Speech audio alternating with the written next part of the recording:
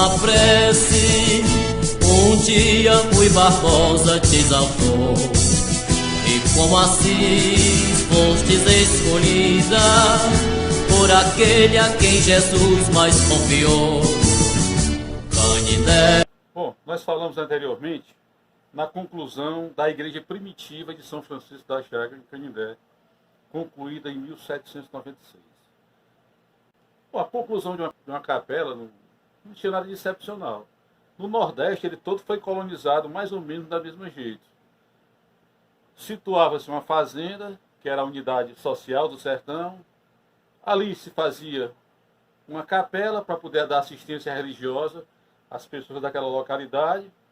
Existem centenas e centenas, do mesmo modo, inclusive, invocadas a São Francisco. Mas o Canindé, ele tinha aquela vocação, eu diria que ele tinha uma predestinação para ser um santuário religioso. Logo em 1787, mesmo antes de iniciar a capela, São Francisco recebeu uma dádiva muito rica, muito importante. A fazenda Santa Rosa, que hoje é a fazenda São Paulo dos Patos, que é um assentamento rural, mas uma fazenda fabulosa. Ela foi dada pelo capitão Antônio Alves Bezerra, e seguramente ele deu porque ele recebeu uma graça. Não tem registro do que teria sido, mas para a pessoa dar uma fazenda a um santo, devia ser uma coisa de muita importância. Como nós falamos, a construção da capela, em 1793, depois da Seca Grande, 91 a 93, 94 iniciou-se. Estava em 8 palmos, praticamente não tinha feito nada. E foi concluído em 1796. Quer dizer, nesses 2 anos, de 1794 a 96 foi a conclusão. Não tem registro também dos grandes milagres ocorridos, mas tem que ser nesse período, porque o primeiro milagre que está registrado lá, afora esse do Antônio Alves Bezerra, fala no pedreiro Antônio Maciel, que estava trabalhando em uma das torres, despencou e se valeu de São Francisco e ficou enganchado pela camisa na ponta da tábua do andame. Camisona grossa, dessas camisas de mescla, certo? Rasgou de ponta a ponta e ele amorteceu a queda dele, ele não sentiu nada. Da mesma forma, o próprio Francisco Xavier de Medeiros, na hora que ele estava com a equipe lá fazendo subir aquelas tesouras de madeira pesadíssimas para o teto da igreja, rompeu-se a corda, caiu a tesoura em cima da coxa dele, esmagando. Todo mundo achou que ele ia morrer. No dia seguinte, ele voltou ao canteiro de obra completamente restabelecido. E a notícia desses milagres, eles se espalharam como rastilho de pólvora nos sertões afora e além fronteiras. E sempre que as pessoas se viam nas dificuldades, diziam, olha, lá em Canindé, um homem caiu de uma altura enorme, se valeu de São Francisco, ficou bom. O outro caiu uma tesoura de 400 quilos em cima dele, ele ficou bom. O meu problema é menor e São Francisco vai me ajudar, vai me salvar, vai me dar minha saúde.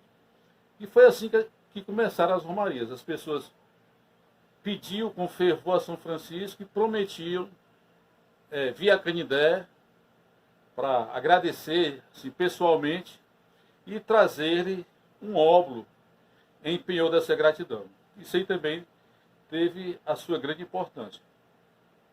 Então, terminada a igreja, faltava o principal. Era uma pessoa que viesse para dar assistência religiosa. Isso poderia ser feito criando-se uma freguesia, que era uma paróquia. Mas era uma coisa muito difícil. Porque naquele tempo, aliás, desde o início do século XVI, das grandes navegações, já tinha uma relação entre a Santa Sé e o governo monárquico de Portugal, chamado padroado. Pelo padroado, a igreja recebia algumas benesses do governo, mas também tinha algumas obrigações. Por exemplo, a criação de uma paróquia, a nomeação de um vigário colado, que é um pároco, a nomeação de um bispo, todas elas passavam pelo monarca. À época da conclusão da igreja, governava Portugal e o Brasil, consequentemente, como colônia, era Dona Maria I.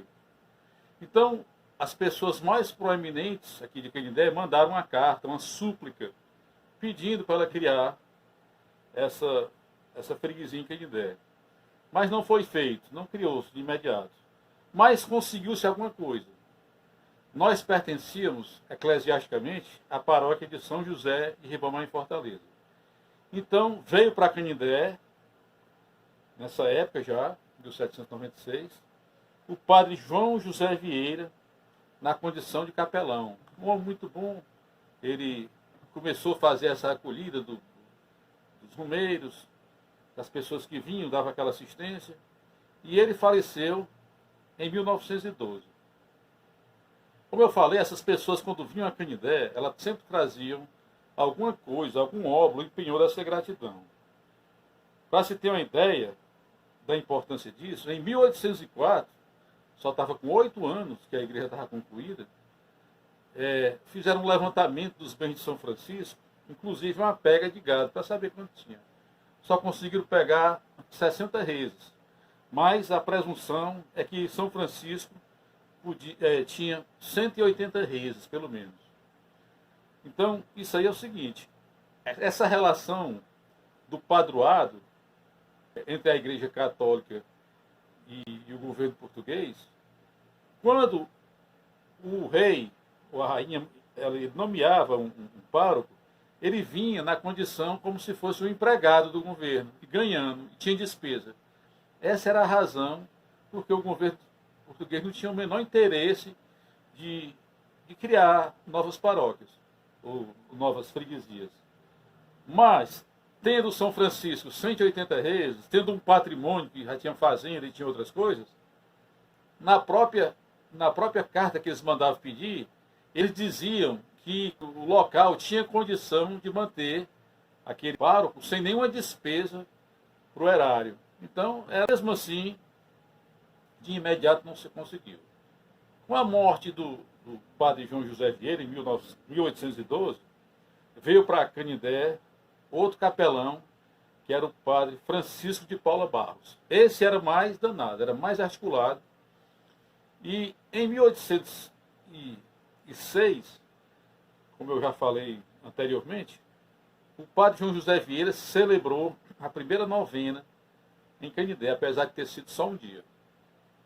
Em 1808, a família real veio embora para o Brasil, fugindo das guerras napoleônicas. Em 1812, o padre morreu. Quando assumiu o padre Francisco de Paula Barros, e o rei Dom João VI morava no Brasil, as pessoas viram, rapaz, agora eu acho que é mais fácil de conseguir vir essa paróquia. Afinal de contas, o rei mora aqui.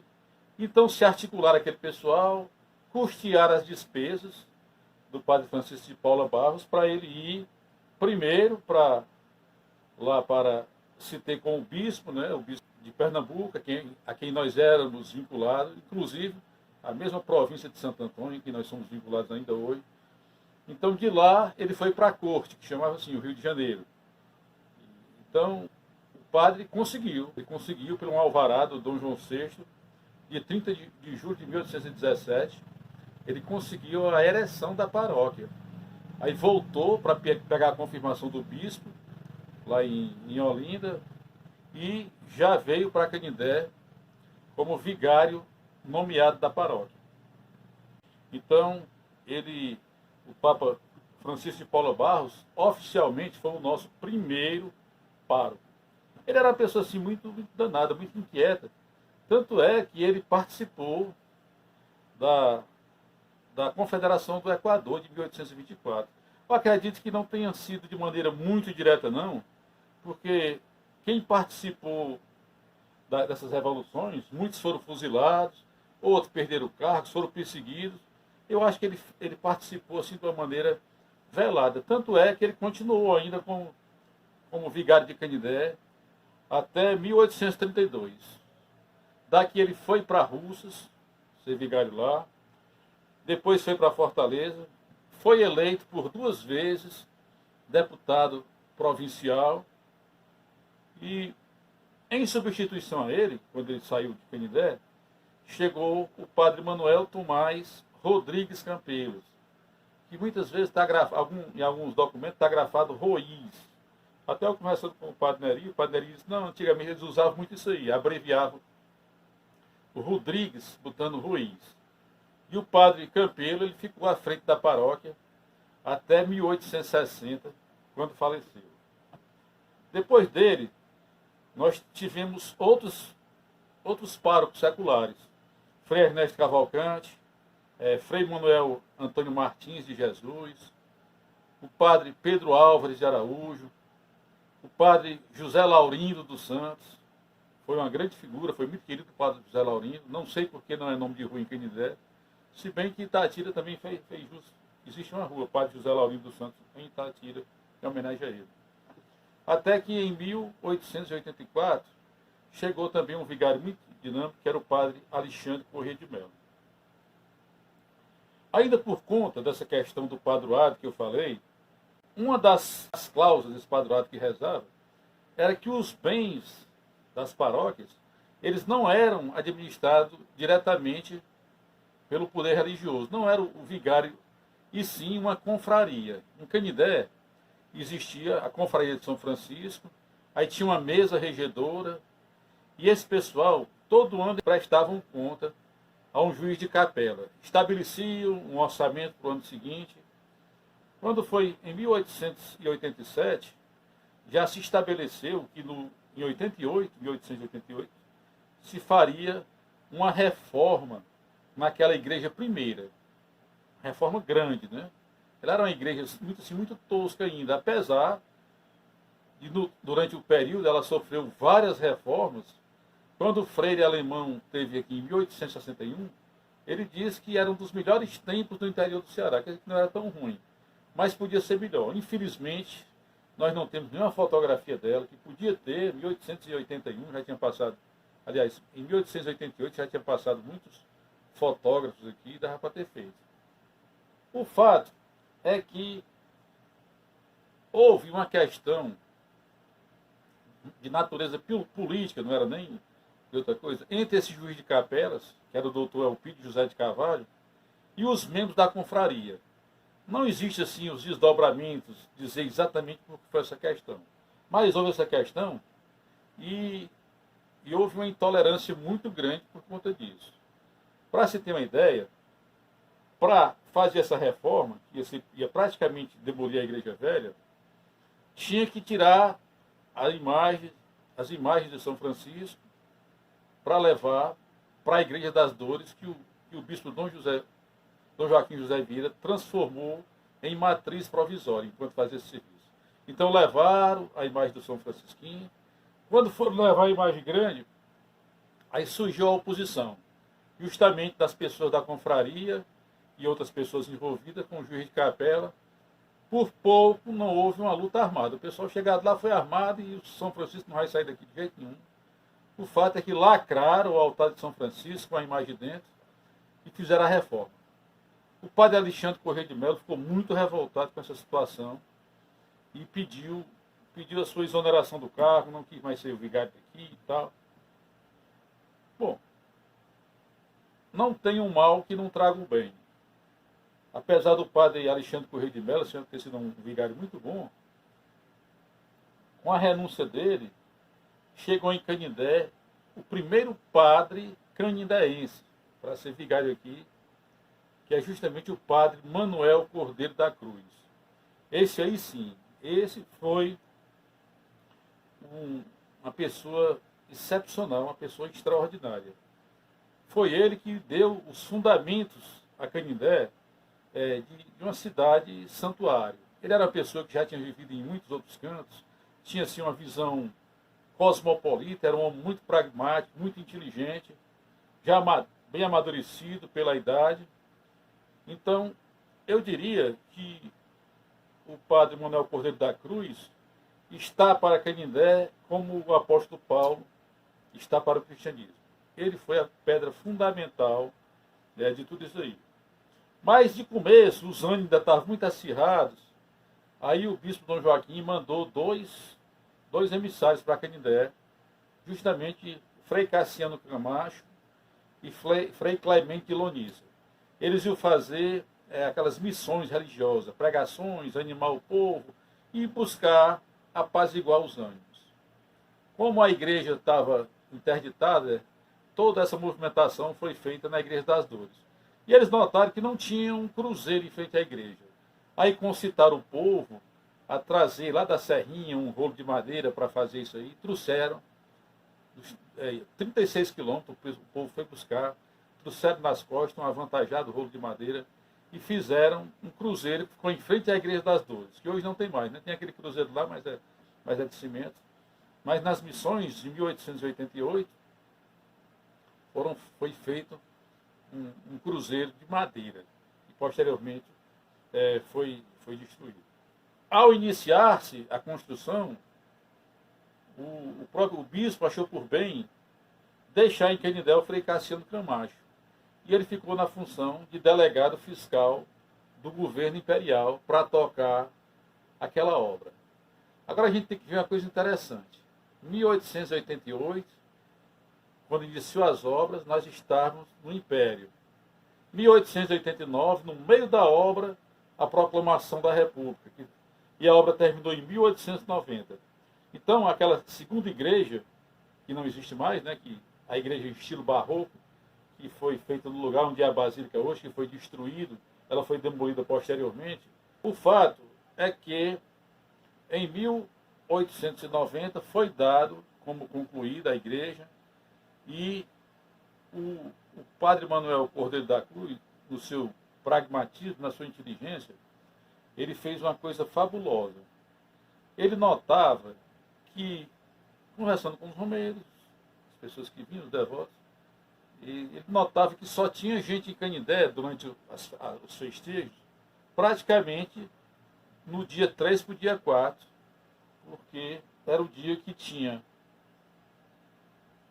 uma novena e procissão. Porque eu até esqueci de dizer que a partir da criação da paróquia, em 1817, nós que tínhamos só uma novena desde 1806, no dia 4 de outubro, a partir da criação da paróquia, passou-se a ter as 9 novenas. Mas mesmo assim não conseguia se diluir os romeiros durante a festa. Porque geralmente eles tinham aquela promessa de assistir uma novena, podia assistir qualquer dia. Mas não tinha a procissão, só tinha a procissão do dia 4 de outubro. E foi pensando nisso que o padre Manuel Cordeiro da Cruz mandou trazer aquele magnífico painel de São Francisco, aquela peça linda que esse ano completa 130 anos. E ele era uma pessoa de muita sensibilidade. Ele quis que esse painel fosse sair do crepúsculo vespertino, quando estava escurecendo, quando ele era muito pequenininho. Aí então ele mandou confeccionar lamparinas, umas lamparinas grandes. No fundo delas tinha um receptáculo que colocava assim um cabo e ela clareava assim, a uma certa altura. Naquele tempo não se falava em querosene nem óleo diesel, elas queimavam carrapateira, óleo de carrapateira, que é óleo de mamona. Então enchiam aquelas lamparinas e todo dia, ao redor da procissão, a procissão saía, o seu andor, arrodeado por mais de uma centena de lamparinas clareando.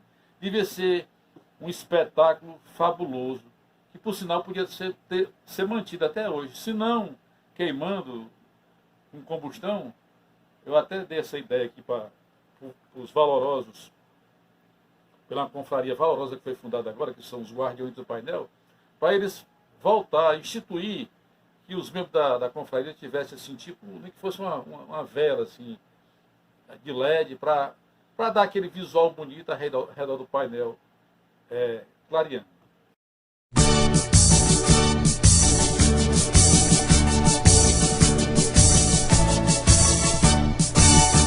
Canindé, o seu nome é uma prece.